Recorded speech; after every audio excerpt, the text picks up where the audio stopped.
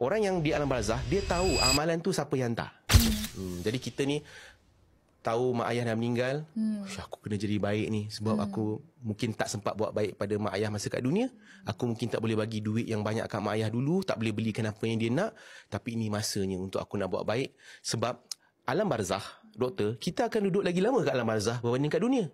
Contohnya Nabi Muhammad SAW, para sahabat, mereka hidup 60 tahun, 70 tahun dekat dunia.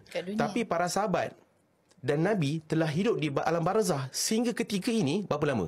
Dah 1400 tahun dah.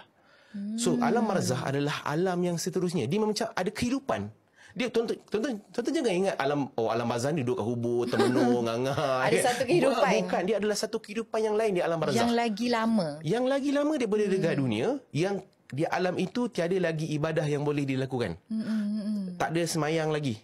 Tak ada bacaan Quran lagi waktu tu. Yang ada apa? Yang ada adalah amalan-amalan yang diterima oleh orang yang masih hidup. Maknanya mak ayah ni dia boleh brag tau. Dekat alam barzah dia akan boleh brag macam orang yang di alam barzah, dia tahu amalan tu siapa yang hantar. Contoh kan, anak mak tu ada 5 orang anak. Dulu dia sayang kat anak sulung ni sebab anak sulung ni bagi duit banyak.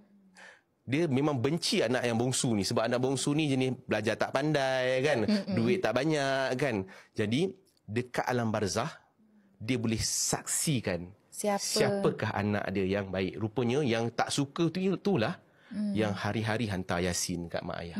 Hari-hari hantar sedekah, pahala bagi makan anak yatim orang miskin. Waktu itulah, kalaupun kita tak sempat jadi anak soleh-solehah di dunia, sempat lagi untuk kita jadi anak soleh dan soleha ketika ibu berada di alam barzah. InsyaAllah.